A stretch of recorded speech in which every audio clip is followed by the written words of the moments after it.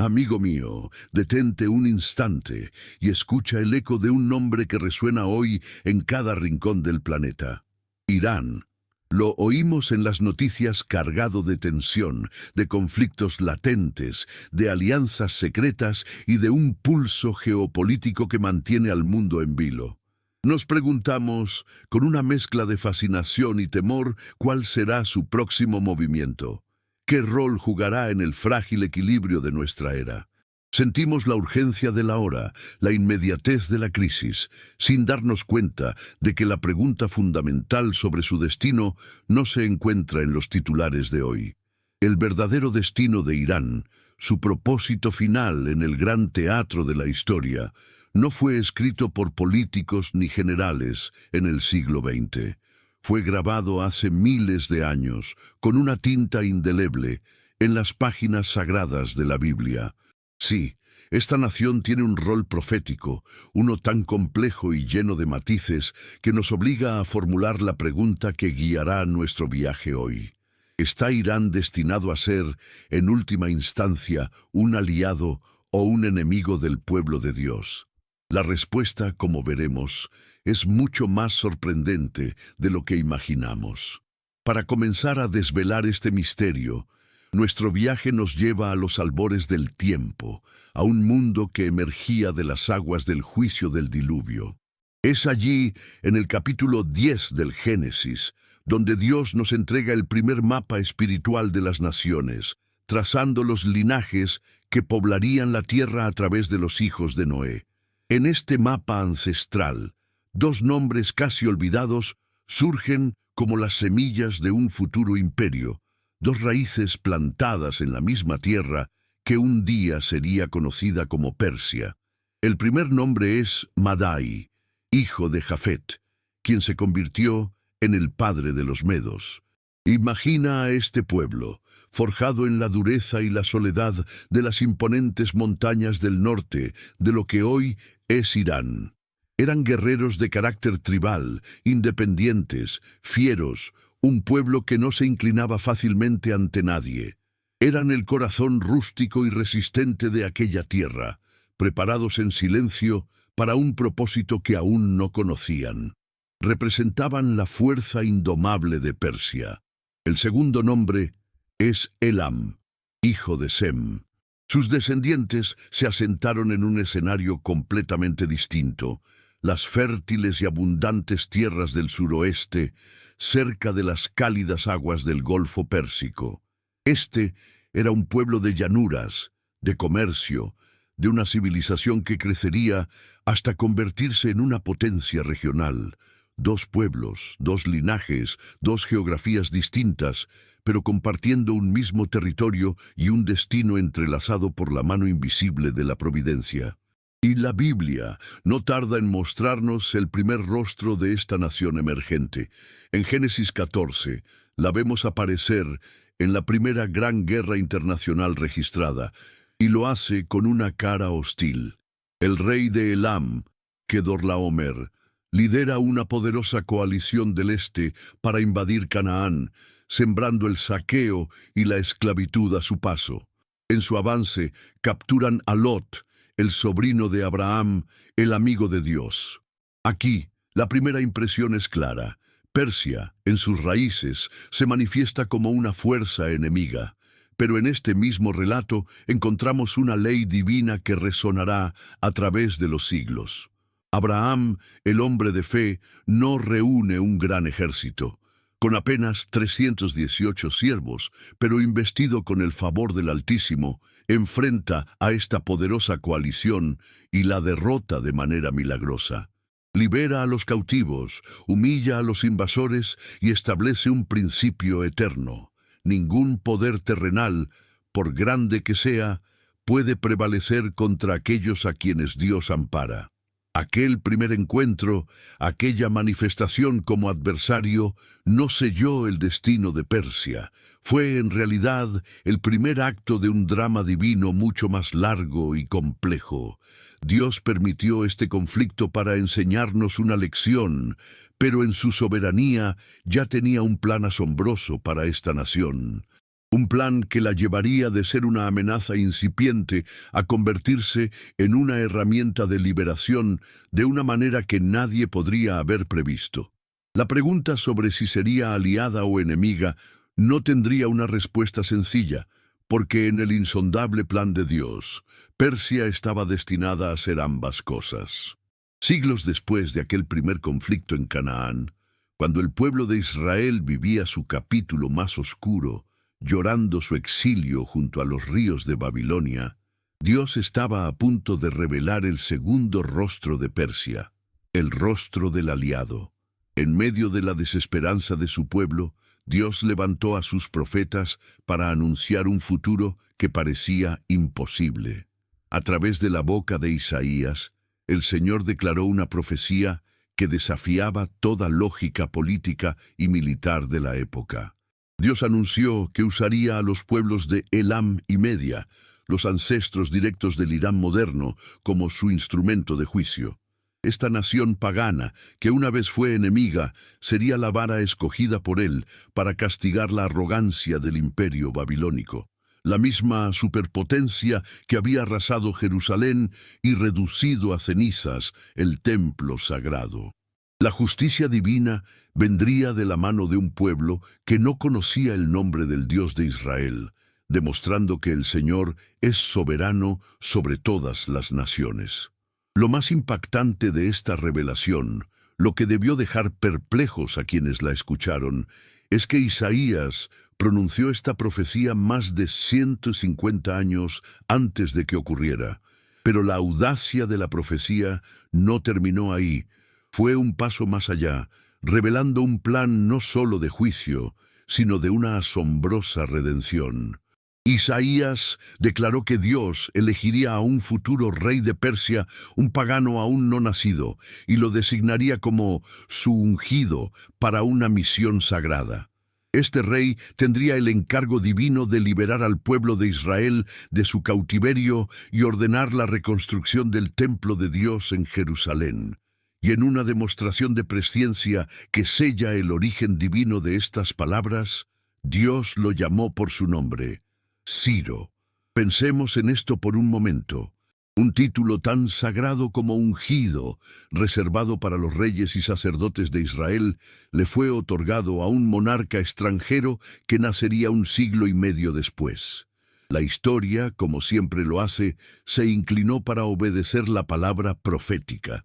En el siglo VI a.C., un rey medo unificó a las tribus, y su nieto, Ciaxares, fortaleció el ejército, preparando el escenario.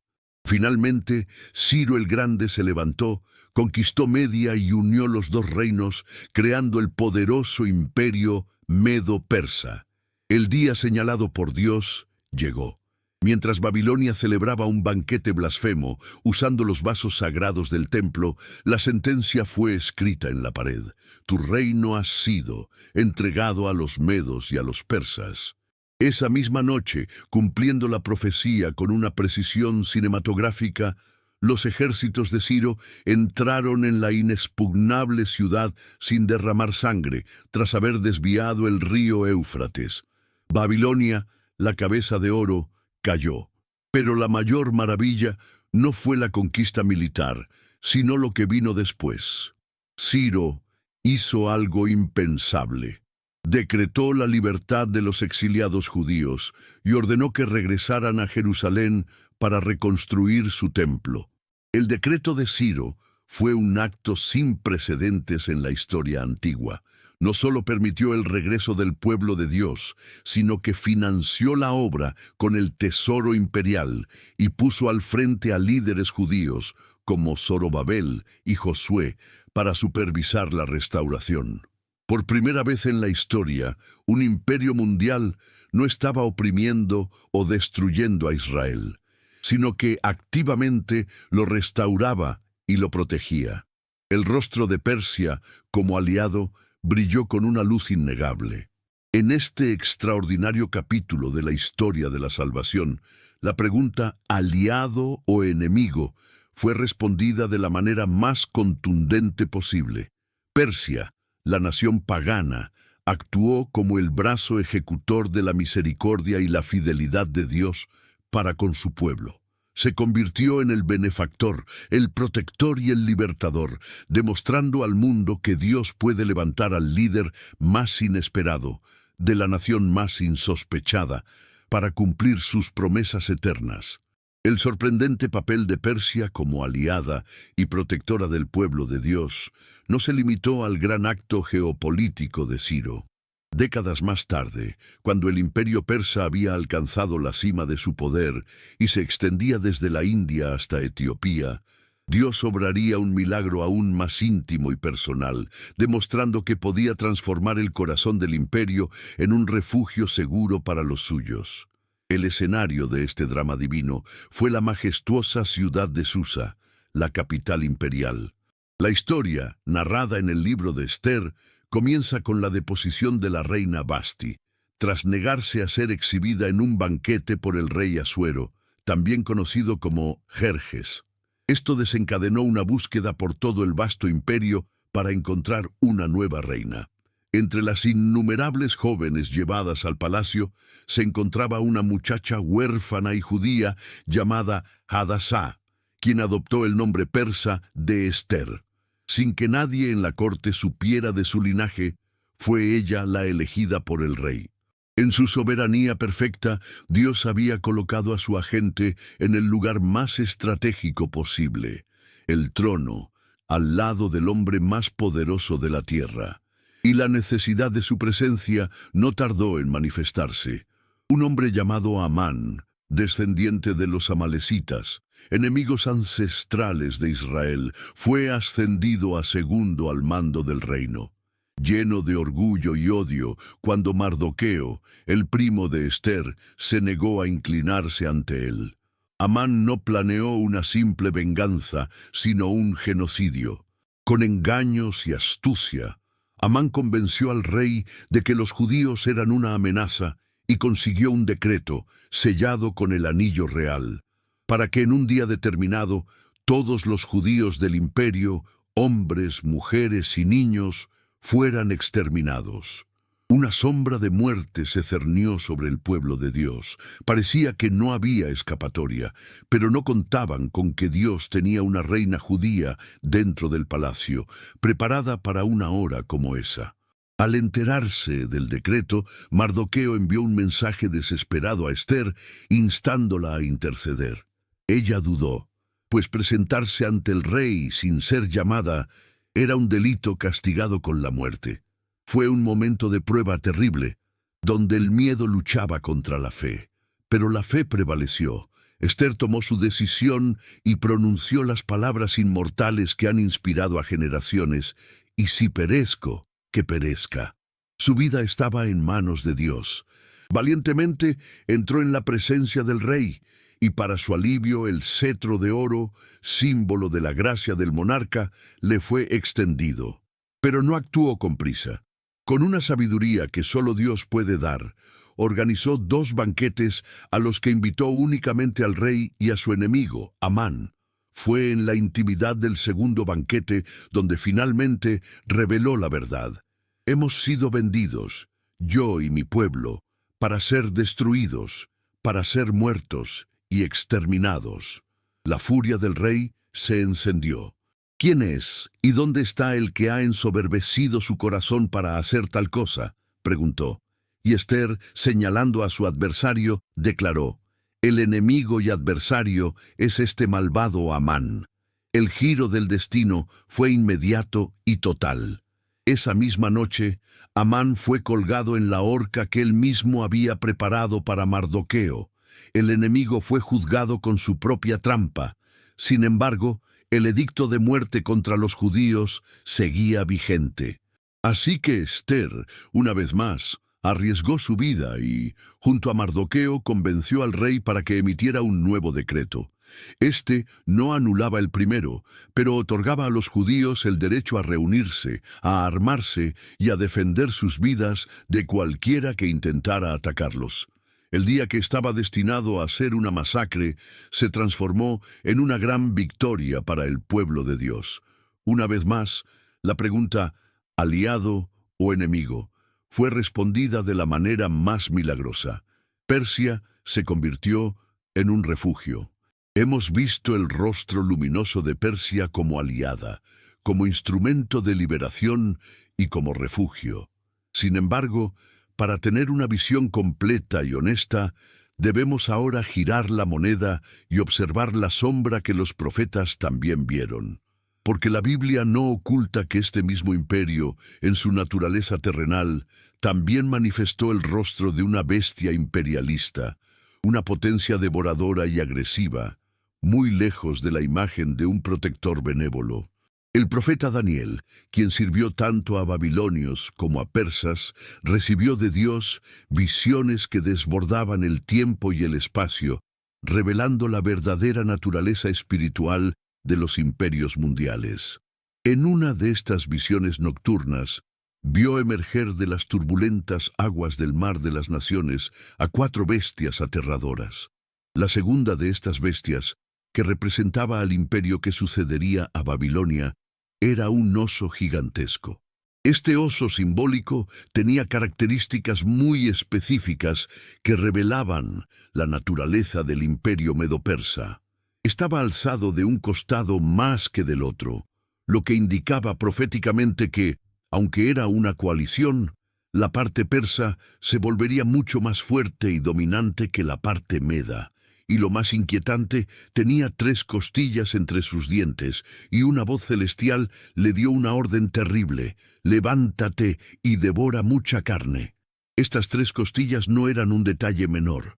Simbolizaban las 3 grandes conquistas que saciarían la voraz hambre de poder del imperio y cimentarían su dominio mundial: el rico reino de Lidia en Asia Menor, la propia y vasta Babilonia, y finalmente, el antiguo e influyente Egipto. La historia secular confirma que esta profecía se cumplió con una precisión escalofriante. El oso persa devoró a sus rivales uno tras otro. Bajo el reinado de Cambises, el hijo de Ciro, los ejércitos persas marcharon hacia el sur, cruzaron el árido desierto del Sinaí y se enfrentaron al faraón en la batalla de Pelusio. Egipto, el antiguo opresor de Israel, cayó ante el poderío persa. La tercera costilla fue arrancada. En este punto, Persia no actuaba como aliada de nadie, sino como un imperio en plena expansión, movido por la ambición y la fuerza bruta. El rostro de la bestia era visible para todos. Años después, en otra revelación, Daniel vio a Persia simbolizada de otra manera, como un carnero imparable con 2 cuernos, uno más alto que el otro, que embestía con furia en todas las direcciones. Nadie podía hacerle frente. Esta imagen reforzaba la idea de su poderío militar desatado. Ya no era el instrumento dócil en la mano de Dios para liberar a Israel, sino un imperio orgulloso, confiado en su propia fuerza. Pero la misma visión que reveló la cima de su poder también anunció su estrepitosa caída. De pronto, Daniel vio aparecer desde el occidente a un macho cabrío que se movía a una velocidad sobrenatural, casi sin tocar el suelo. Este macho cabrío, que representaba a Grecia bajo el mando de Alejandro Magno, embistió al poderoso carnero persa con una furia incontenible, lo derribó y lo pisoteó sin piedad. Daniel fue testigo de cómo este glorioso e indomable imperio, que parecía eterno, sería destruido en un abrir y cerrar de ojos por un enemigo más joven y veloz. Y así sucedió. La historia nos cuenta que Alejandro Magno conquistó el vasto imperio persa con una rapidez que dejó al mundo atónito. Esto nos enseña una lección vital. Aunque Dios pueda usar a una nación para sus propósitos, cuando el orgullo imperial y la sed de conquista se apoderan de ella, su juicio está cerca. El rostro de bestia de Persia también era real y condujo a su propia ruina. La compleja y dual historia de Persia en la Biblia tiene un último y sublime momento de luz, un acto final como aliada antes de que la sombra profética se cierna sobre ella definitivamente. Siglos después de su caída ante Alejandro Magno, cuando la tierra de Israel estaba bajo dominio romano, el Evangelio de Mateo nos relata la llegada a Jerusalén de unos hombres sabios, unos magos del oriente. Venían buscando al recién nacido rey de los judíos, guiados por una estrella. La palabra magos se refería a una clase de sacerdotes, consejeros y astrónomos de la antigua región de Persia. Eran herederos de una cultura que, como vimos con Daniel, valoraba profundamente la sabiduría, la revelación y el estudio de las señales divinas. Es muy probable que estos hombres conocieran las antiguas profecías de Daniel, su compatriota adoptivo, y que estuvieran esperando el cumplimiento del tiempo. Cuando vieron la estrella, entendieron que el momento había llegado. Su viaje fue un acto de fe inmenso. Cruzaron desiertos y montañas, un camino largo y peligroso, para postrarse ante un niño, y sus regalos fueron proféticos: oro para un rey, incienso para un dios, y mirra para aquel que un día sería sacrificado. Fue el último gran acto de Persia como protagonista de la revelación divina, la primera de las naciones gentiles en rendir homenaje al Salvador del mundo. Un cierre glorioso para su historia como aliada. Pero, amigo mío, la historia no termina ahí. A partir de este punto, la profecía bíblica da un giro oscuro y solemne. El mismo libro sagrado que narró el origen de Persia y su papel redentor, también anuncia su lugar en el acto final del drama humano, el fin de los tiempos. Y en este último acto, Persia reaparece, no como aliada, sino como parte de una coalición oscura que intentará destruir a Israel de una vez por todas. El profeta Ezequiel, en su capítulo 38, nos transporta a los últimos días y describe una guerra que estremecerá al mundo. Una figura misteriosa llamada Gog, príncipe de Magog, se levantará para liderar una vasta alianza internacional en un asalto masivo contra un pueblo de Israel que ha sido restaurado en su tierra. Y la palabra de Dios es dolorosamente específica al nombrar a los miembros de esta confederación del mal.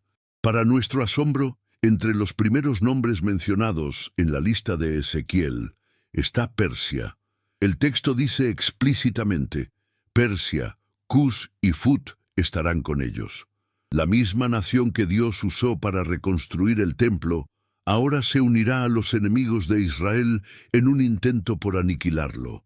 La profecía la sitúa junto a naciones asociadas con la antigua Nubia, Etiopía, Sudán, Libia y potencias del norte como Gomer y Togarma, regiones de la actual Turquía y el Cáucaso.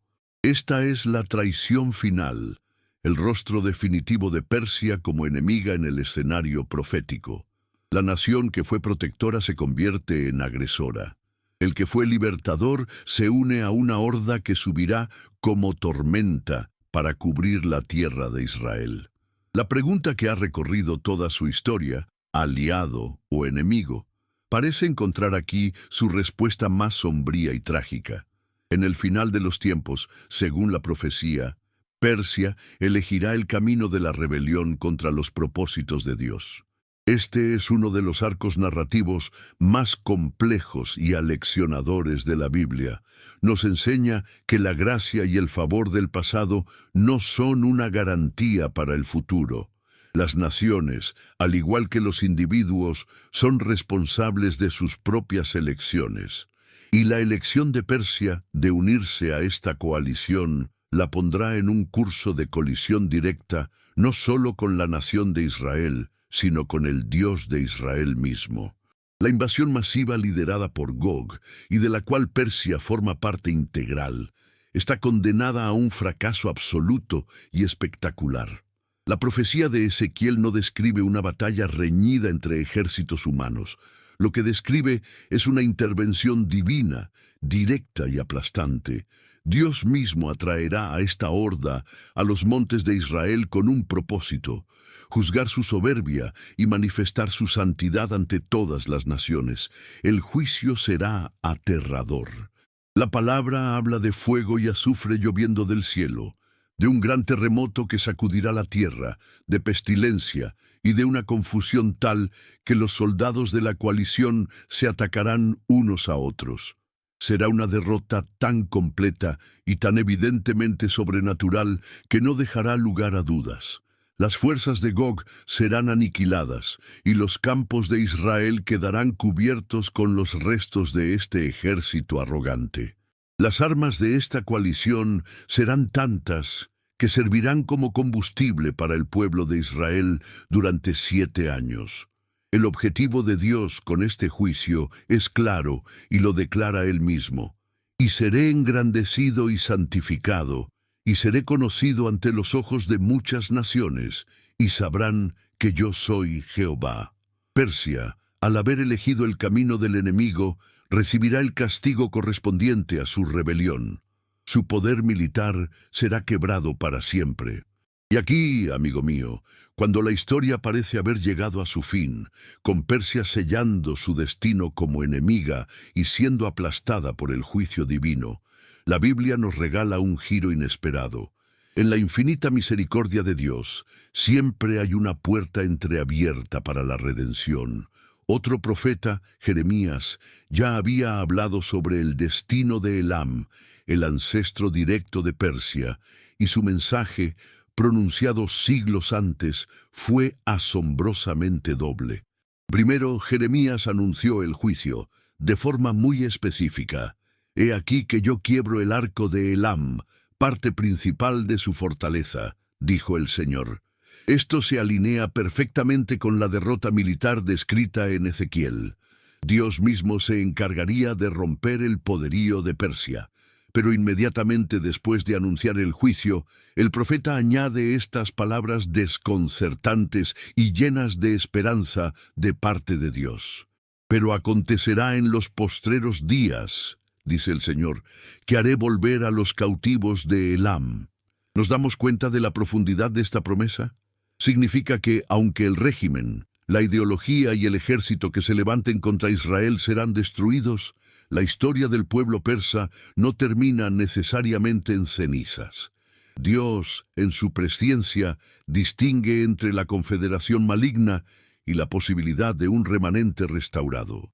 Así que, volvemos a nuestra pregunta inicial: ¿aliado o enemigo? La Biblia nos muestra que Persia ha sido ambas cosas de maneras espectaculares. Y en el futuro, aunque está profetizado que su liderazgo tomará el camino de la enemistad, también existe una promesa inmutable de restauración para su pueblo. Su destino final no está sellado en la destrucción, sino en la soberana misericordia de un Dios que incluso en medio de la ira del juicio recuerda la redención.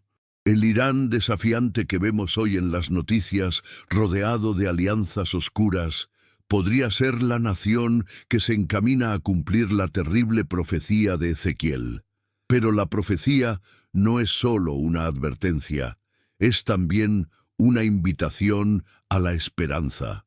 Porque está escrito que al final, las naciones subirán a Jerusalén a adorar al Rey, y quizás entre ellas, como testamento de la gracia infinita de Dios, también se encuentre una Persia redimida, un Elam restaurado, probando que aquel que fue enemigo puede, por la gracia de Dios, ser testigo de la gloria restaurada.